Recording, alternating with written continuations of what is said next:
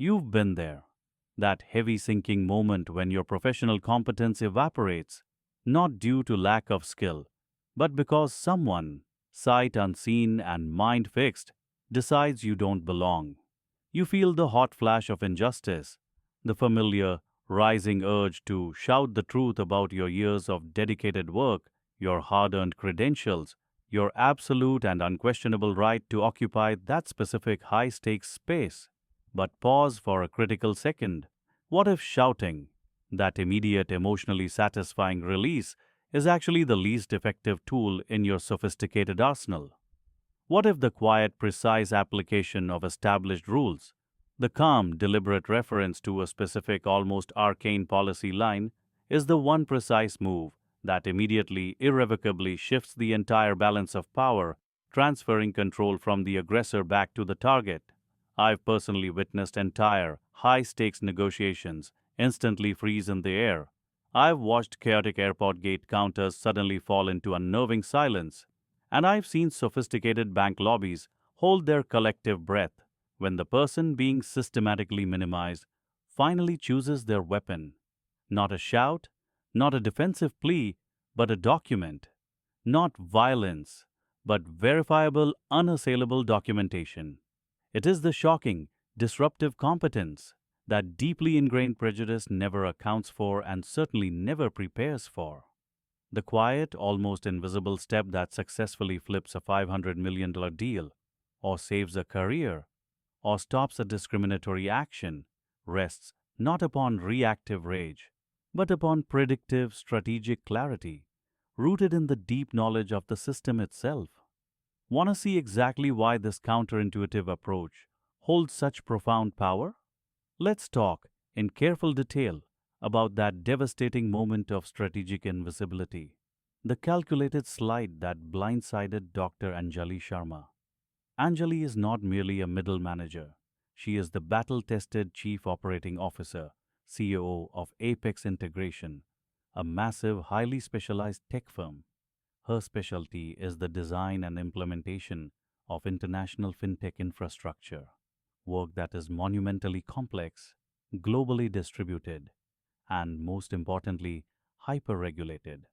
Today was the final critical negotiation with Stonecroft Global, a legacy private equity firm that proudly clings to outdated concepts of old school prestige and unfortunately even older, more entrenched biases. The deal currently hanging in the balance was everything: a pivotal, transformative $500 million contract that would single handedly define her firm's operational trajectory for the next decade. The weight of that future rested squarely on her shoulders. Anjali was seated across a vast, heavy mahogany table in the Stonecroft boardroom, a physically imposing space, thick with the scent of aged leather, expensive bourbon, and an almost palpable air of quiet inherited entitlement. Her CEO, a trusted mentor, was unavoidably stuck overseas, fully trusting Anjali to finalize the meticulous details and critically execute the final signing authority. Then Mr. Sterling made his entrance. He was the vice president of Stonecroft Acquisitions, a man whose tailored suit seemed to contain his ego barely. He barely afforded Anjali a glance when he swept into the room, his attention already elsewhere. He made a point of shaking hands with the only two white male colleagues Anjali had brought for technical support, junior staff, capable but not decision makers, and spoke exclusively and condescendingly toward them. "Gentlemen," Sterling boomed, setting his thick, expensive watch down on the polished table with an unnecessary resonant flourish. "Let's cut directly to the chase. I assume the young woman here," he gestured loosely toward Anjali, his eyes already flicking back to the men, "is handling the minutes? Good. Could you perhaps fetch us fresh coffee, dear? None of that weak stuff. We need to talk numbers, high-level strategy, adult to adult, if you catch my meaning." The air in the otherwise climate-controlled room went instantly thick and cold.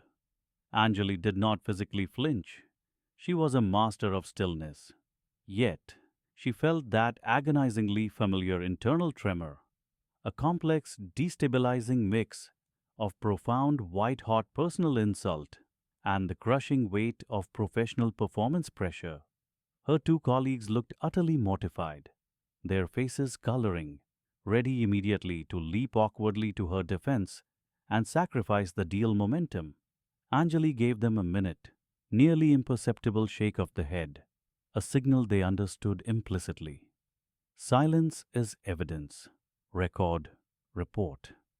She made an instantaneous mental note, indexing the exact time, 10:04 a.m., and logging the precise derogatory phrasing used, adult to adult, young woman, dear. This, she knew, is the common, highly damaging mistake. The vast majority of people, understandably reacting to the emotional violence of the insult, respond instantly and emotionally right here. They argue their C-suite title. They snap back about the demand for coffee. They demand immediate, loud respect. In doing so, they completely burn their limited energy fighting the emotional insult, not leveraging the systemic flaw. Sterling wasn't just being rude, he was fishing.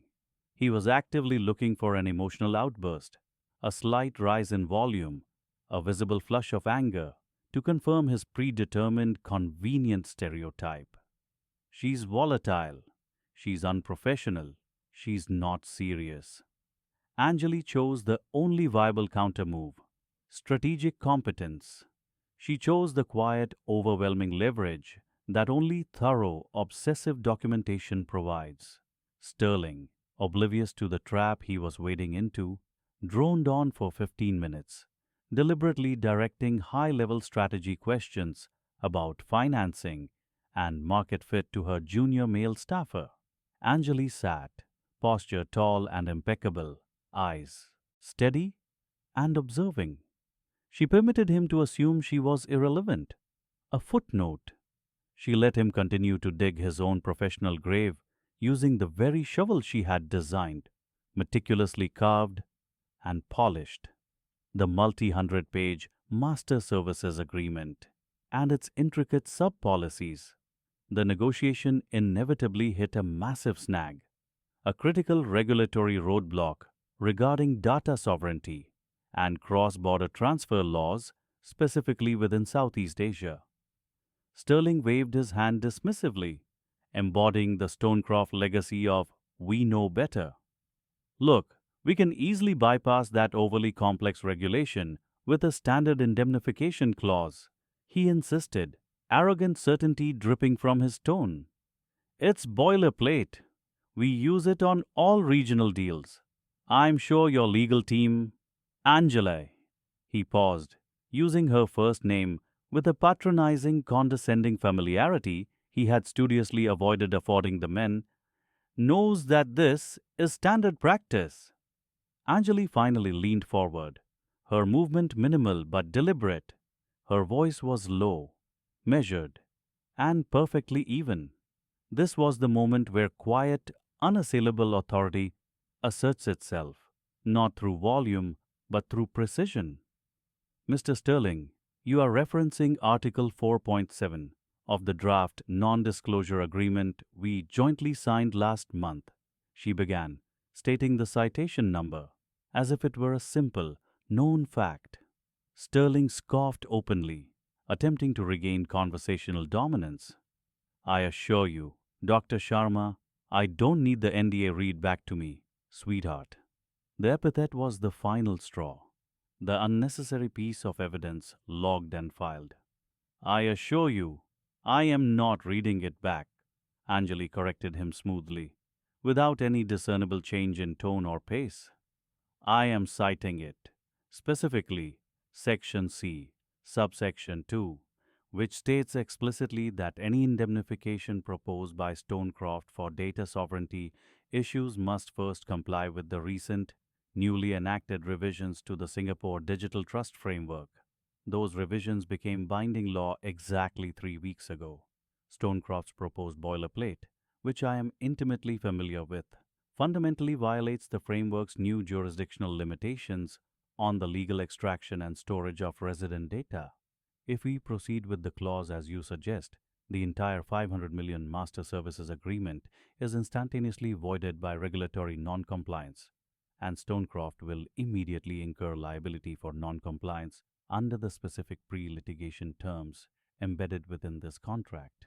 That liability, she stated, looking him directly in the eye, currently stands at approximately 1.2 million per day, accruing hourly until satisfactory resolution is achieved. The room went completely, devastatingly silent. That silence, she recognized, was not awkward. It was golden.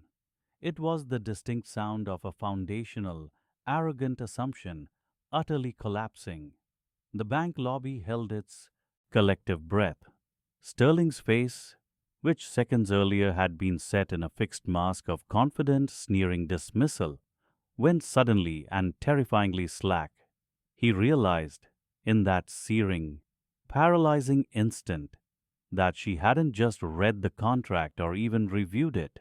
She had personally written those crucial technical sections and possessed a deep, real-time understanding of the dynamic legislative changes that underpin the entire global financial structure they were negotiating upon.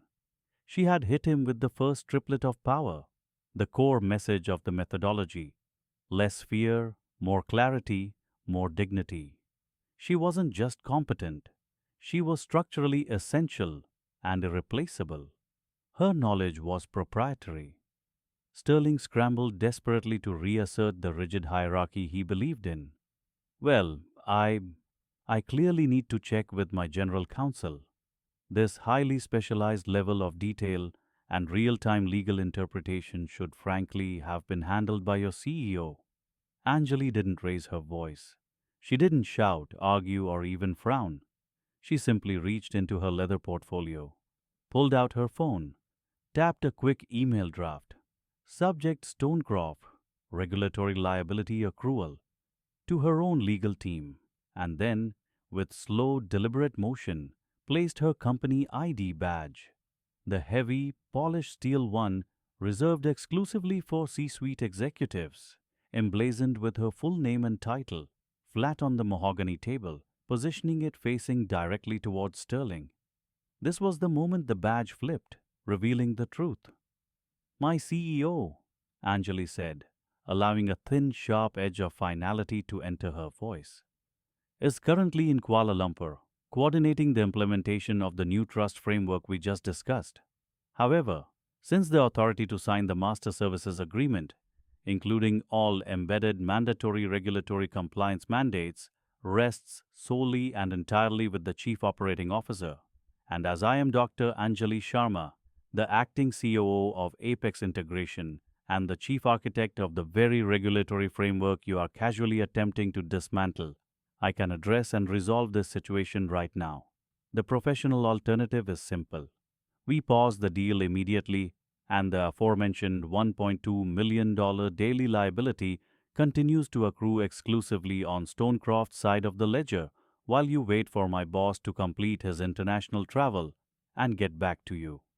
Policy beats ego, decisively and quickly.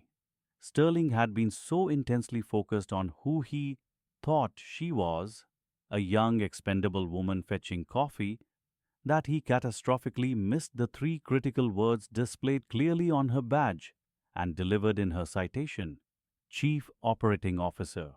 The CEO was merely the symbolic signature. The COO was the operational brain and the legal authority. The badge revealed the strategic truth.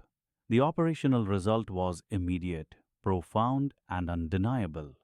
Sterling's boss, the head of Stonecroft Global, not a junior VP, but the principal owner, was on a secure video call precisely 15 minutes later, profusely and humiliatingly apologizing for the unprofessionalism demonstrated in his firm's boardroom and confirming Anjali's complete, final, and total authority to finalize all terms.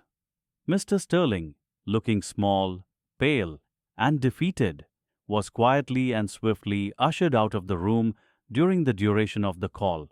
The consequence delivered instantly And systemically, this wasn't a sudden miracle, an act of sheer luck, or a flash of temper. It was the result of strategic execution, rooted in absolute preparation. Anjali didn't just show up to the negotiation room. She showed up ready for the micro war of bias and degradation she knew might occur, armed with documentation and structural knowledge. This kind of structural justice requires preparation. It demands rigorous internal training of your professional muscle memory to automatically favor documentation and precise strategic citation over the immediate, gratifying, but ultimately ineffective emotional response. The 10-minute justice prep ritual, strategic calibration. When you know you are entering any high stakes environment, a critical professional meeting, an airport encounter that feels hostile, a legal proceeding, a university appeals process, or even just asking for a manager during a retail dispute, you need a low risk, high leverage mental and practical routine. This is the accelerated 10-minute ritual I coach my most effective clients through. Execute this routine in a quiet spot, your car, a private restroom stall, or a secluded corner, just before engagement. Minute 1 2 Centering and breath anchoring. Find your absolute center. Stand or sit tall, shoulders relaxed and away from your ears. Take 3 long, deep, purposeful breaths, inhaling slowly through the nose, exhaling completely and slowly through the mouth. Visualize the outgoing breath clearing any residual panic, confusion, or lingering anger. Focus intensely on physical stillness and internal quiet. You are actively generating calm courage and self possession. Repeat the phrase internally: I am documented. I am prepared. Minute 3 4 Posture, containment, and voice check. Check your physical presence. Posture remains tall, confident, and balanced. This posture is not aggression, it is containment. You are conserving energy. Practice speaking your planned neutral citation phrase, e.g., I need to refer to Article 4.7 in a low, controlled, non wavering volume. A lower, steady volume almost universally conveys greater, more established authority than shouting or rising to a higher pitch. Practice the steady gaze, eyes locked onto the task or the person, acknowledging their presence without being hostile or confrontational. Check for tension in the jaw and release it. Minute 5 to 6 Policy and rule identification and citation review. If this is a known systemic scenario, banking, flight, workplace, academic, open your phone to the policy notes you meticulously saved earlier. You only need one single, specific, powerful citation phrase. For airlines, this might be the precise FAA non-discrimination rule number, e.g. 14 CFR 382, or the specific compensation rule for delay. For banks, it might be the specific account servicing rule, regulation B or Z. For workplace issues, is the direct paragraph line from the employee handbook regarding conduct or appeals procedures. Prep a neutral phrase that explicitly cites the rule. I would like a supervisor immediately, and I am requesting a copy of the policy regarding X. Specifically, I am officially referring to Article Y, Section Z's. Practice saying the specific citation number out loud. Minute 7 8 Witness mode activation and digital documentation. Setup. Prepare your phone for swift documentation. Know precisely where your camera app and your audio recorder function are located. Even if you ultimately don't press the record button immediately, knowing you have the capacity to record legally changes your entire confidence level and internal calculus. Note the exact time, and the specific location, address, flight number, precise conference room name or desk number. Identify one potential passive ally in the room: the bystander who looks visibly uncomfortable, the junior staffer who is watching with sympathy, or the person maintaining distance. This person is a potential future witness. Minute 9 to 10. The neutral exit and escalation strategy. If the situation rapidly escalates, becomes physically threatening, or turns intentionally dangerous, you need an immediate, non-confrontational, and professional exit strategy. Practice the phrase, I need to document this interaction properly and confidentially. We can continue this discussion later with HR Legal SACHO Supervisor Smith present. Or, if necessary, I am concluding this conversation now, and I will be following up in writing. Always, unequivocally, prioritize physical safety above documentation or winning the argument. The immediate goal is safe documentation and structured escalation, never uncontrolled confrontation. The singular, most profound benefit of adopting and mastering this ritual is that it systematically transfers agency and power back to you. You intentionally move from being the reactive, emotional target of someone else's prejudice to becoming the intentional, controlled investigator of their operational noncompliance. This methodological shift is what allows you to confidently execute the three calm steps that inevitably lead to one very loud, undeniable result: documentation, specific citation, and systemic escalation. Policy, proof, and structural accountability. In Dr. Anjali Sharma's case, the justice was not only swift but profoundly systemic. Stonecroft Global, a legacy firm obsessed with its market reputation, absolutely could not afford the massive PR hit and regulatory fallout of losing a crucial $500 million contract over blatant, documented racism, especially when that racism was directed at the person who held the technical keys to the entire deal's viability.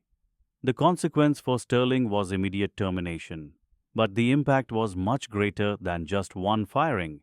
The deal was intentionally paused, and Anjali, leveraging the incredible authority her position and documented policy citation afforded her, inserted a mandatory anti-bias assessment and comprehensive cultural competence audit clause into the final master agreement for Stonecroft's entire acquisitions division. Big deal won, bigger dignity established, systemic change enforced. She didn't just successfully finalize the complex contract, she systematically forced institutional, measurable repair across Stonecroft's operations. This is the non-negotiable power of knowing the complex, often inaccessible rules better than the person or the institution trying to weaponize them against you. We are frequently taught to believe that policy, regulation, and bureaucracy are merely shields for the powerful and methods of oppression. Sometimes that is tragically true, but policy is also a structured, dispassionate tool. It demands logic, requires verifiable evidence, and relies entirely on concrete citation. When you possess the evidence, the smoking gun of proof that unequivocally ends the aggressor's excuse, you possess decisive, unassailable leverage. Think about the classic airport scenario. A traveler of color is repeatedly singled out for invasive secondary screening despite passing all advanced security checks based on a nebulous hunch or explicit racial profiling. The common emotional mistake is fighting the specific Transportation Security Administration (TSA) agent about abstract fairness, which the agent is not mandated to uphold. The strategically superior move is to calmly ask, clearly and audibly, under which specific TSA regulatory mandate are you initiating this search? I would like the name and badge number of your immediate supervisor, and I am formally requesting the administrative record number for this action. I will also be filing a specific Title VI civil rights complaint regarding discriminatory procedure against this agency. The singular sentence that instantly stops the room, compels attention, and forces accountability is almost always a precise reference to a formal process or a specific legal citation. Title VI Co. Section 1983, FAA Policy 108, Regulation B the specific paragraph in the employee manual regarding conduct. These are the powerful words that compel the system itself to slow down, record the discriminatory action, and make the aggressor personally accountable to a higher, impartial regulatory authority. They elevate the conflict from a personal argument to an institutional liability issue. The essential role of allies and systemic leverage. Anjali's initial two junior colleagues did exactly the right thing by supporting her silently when she signaled them to stand down. They transitioned instantly from awkward spectators to controlled, silent witnesses. Allies in the room change institutional outcomes dramatically.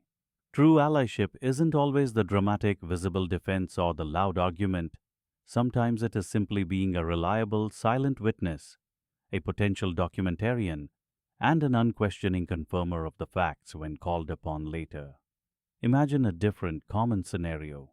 A bank manager, relying on unconscious or overt racial bias, unfairly denies a minority small business owner a critical business loan despite pristine financial records and a flawless credit score. The owner argues, gets visibly frustrated, and ultimately leaves in defeat. Common mistake. What works decisively? The owner pulls out their phone, recording notes visibly where legally permissible, or simply making visible documentation notes. They calmly ask for the denial reason in writing, citing two powerful federal laws, the Equal Credit Opportunity Act, ECOA, and the institution's own internal fair lending policy, mandated by Regulation B. They do not accept vague answers about risk. They ask, can you specify the exact written criterion in the bank's official policy that this application failed to meet? Please cite the paragraph number. The moment you demand written proof of non-compliance linked directly to specific institutional policy, the risk profile for the institution skyrockets exponentially.